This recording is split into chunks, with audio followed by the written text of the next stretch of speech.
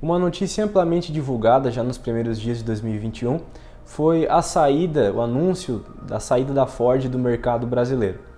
De lá para cá, vários sites especializados, vários economistas passaram aí a debater o assunto, trazer alguns pontos, alguns motivos de o porquê a Ford desistir do mercado brasileiro. Bom, em razão disso, eu decidi fazer esse vídeo comentando de forma paralela quanto que a gente paga de tributo nos veículos novos. Um dos motivos de a Ford desistir do mercado brasileiro é sim a dificuldade, a carga tributária brasileira e a complexidade do sistema que a gente tem aqui.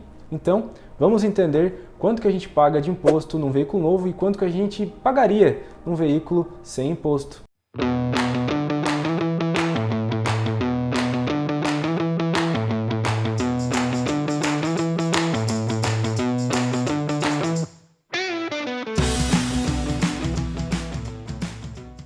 Bom pessoal, passando um panorama para vocês, foram vários os fatores de a Ford ter deixado o mercado brasileiro. Dentre eles, a dificuldade de enfrentar o mercado em relação aos populares, carros populares. A competitividade estava cada vez mais acirrada.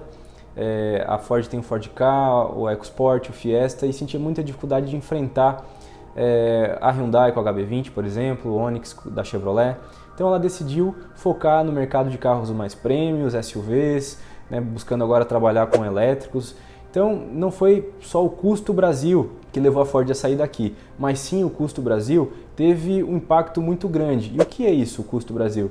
É o custo com logística brasileira, mão de obra sempre apontado como muito cara, o preço dos insumos impactados pelo câmbio, todos os produtos que a montadora utiliza para fabricar os carros são cotados em dólar, inclusive o aço brasileiro.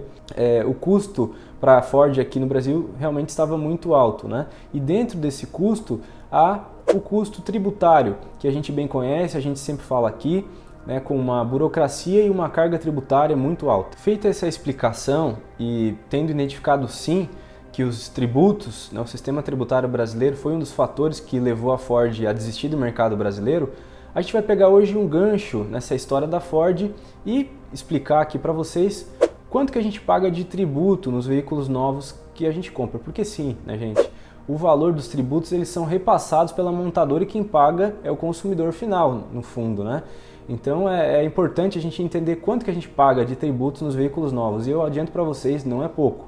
E para tornar essa compreensão mais fácil, eu vou inverter a lógica. Eu vou mostrar aqui para vocês hoje quanto que a gente pagaria nos veículos novos sem impostos, para a gente entender essa dimensão. Para a gente conseguir analisar o valor dos tributos de um carro 0 km, nós utilizaremos aí um índice elaborado pela Anfavea, que é a Associação das Montadoras Brasileiras, de 2018.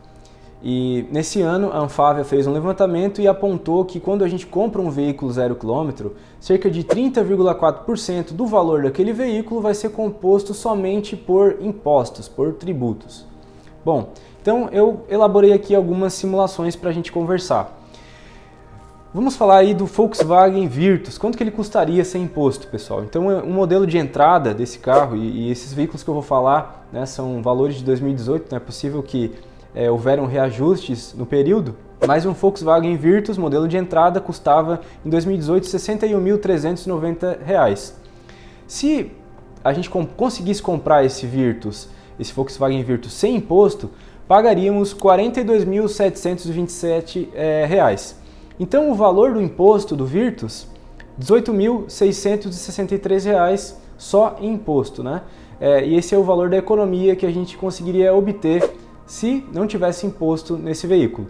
Trouxe um modelo da Ford também, um Ka, aí na versão Freestyle, com câmbio automático, justamente para a gente entender um pouquinho também, já aproveitando, por que estava tão difícil para a Ford no mercado brasileiro. Porque esse carro estava custando em 2018 R$ 68.490 num Ka, pessoal.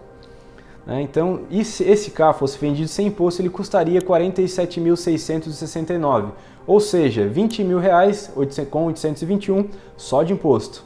É alto, É imposto sem limites aí, e realmente, pessoal, o mercado brasileiro é onde os tributos são os maiores no mundo todo. Depois eu vou falar um pouquinho por quê.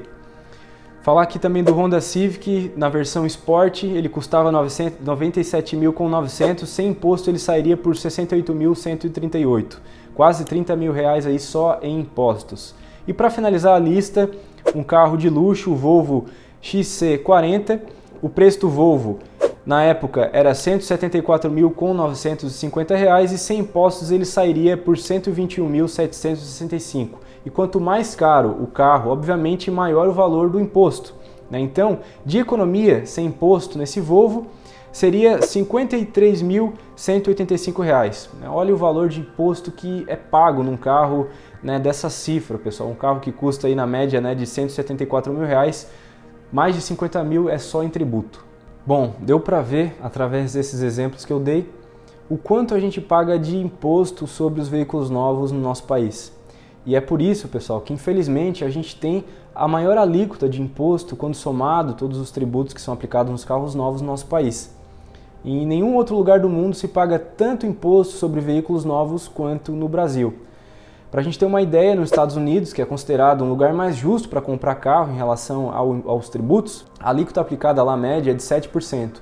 Então, se você compra um carro no valor de 100 mil reais lá, 7 mil reais serão em impostos e 93 mil de fato o valor do carro. Diferente aqui no Brasil, que a gente viu, né, veículos aí com mais de 50 mil, né, só em tributos. Então, de fato, a gente tem uma carga tributária muito alta sobre os veículos novos no nosso país. Além disso, a gente tem um sistema tributário todo complicado, né? São vários impostos que somam essa alíquota que a Anfávea levantou de 30,4%. IPI, ICMS, COFINS, PIS, né? Imposto de importação para os carros que são importados e que inclusive agora vão passar a ser aplicados nos carros da Ford, afinal ela não vai mais produzir aqui, vai trazer os carros de fora e vai ter também o imposto de importação, né? Então até os veículos da Ford, que são os prêmios, né, que vão se manter aí no mercado, vão ter um valor mais elevado porque mais um tributo aí vai ser aplicado. E esses que eu mencionei são só os principais, existem mais tributos aplicados. E essa enormidade de tributos, aplicada não só em valores, mas também em quantidade, existem vários tipos de tributos, isso é muito ruim para o nosso mercado como um todo, porque a montadora também precisa investir em mais gente qualificada para atuar na área contábil da empresa, contadores, consultores, investir pesado em sistema. E um exemplo muito prático que denota isso, eu já falei aqui, mas acho que encaixa perfeitamente agora, é o exemplo da Volvo. Um executivo, em uma entrevista, informou que lá na Suécia, de onde a Volvo é fundada, lá ela vende o que representa 40% de todo o mercado, de todo o faturamento global da Volvo, 40% ocorre lá na Suécia. E a Volvo também atua aqui no Brasil, só que o valor que a Volvo consegue vender aqui no Brasil, né, o faturamento da Volvo aqui, representa só 5% do faturamento mundial que ela tem no mundo todo. Então ela tem um faturamento muito menor aqui do que na Suécia, lá 40% e aqui 5%. Só que aqui no Brasil a Volvo precisa contar com 18 pessoas atuando na área fiscal, na área contábil da empresa, sendo que lá na Suécia eles empregam somente 3 pessoas. Então olhem, pessoal, também a diferença da complexidade do sistema tributário brasileiro que a gente tem, né? O que não é nenhuma novidade. Então, mais do que nunca, a gente precisa aí também da nossa reforma tributária, que vai simplificar, né, os nossos tributos, para que nenhuma montadora mais desista, né, do nosso mercado. É claro que o fator tributação não foi o único que levou a Ford, aliás, a deixar o mercado brasileiro, mas teve sim a sua contribuição, também foi um dos motivos. Então, que a gente possa ter um sistema tributário mais justo, para que no futuro a gente como consumidor também, né, pague menos imposto nos veículos, que a gente não pague mais esses valores exagerados aí que eu demonstrei para vocês. E cabe aí a gente continuar fazendo a nossa parte, cobrar dos nossos governantes para que essa reforma tributária saia logo do papel, né? Não saiu no ano passado, quem sabe agora em 2021 eles consigam aprovar de vez.